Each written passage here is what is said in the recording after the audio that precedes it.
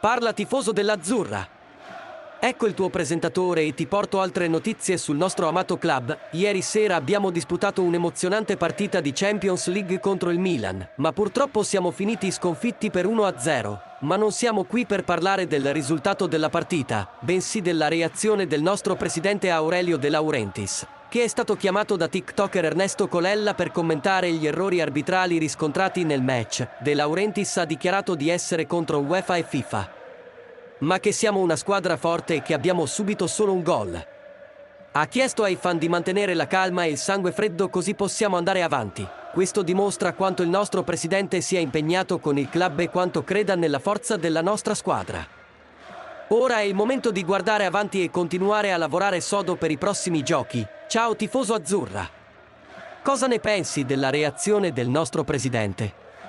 È d'accordo con lui sulla sua posizione nei confronti della UEFA e della FIFA? Lascia il tuo commento qui sotto e interagiamo su questa novità. E questo è tutto tifosi napoletano. Spero che la notizia vi sia piaciuta e non dimenticate di lasciare il vostro mi piace qui nel video. Restate sintonizzati per ulteriori notizie sul Napoli. Alla prossima. E la mia domanda per te è: come può il Napoli riprendersi dalla sconfitta contro il Milan e vincere ancora nella prossima partita? Forza Napoli sempre!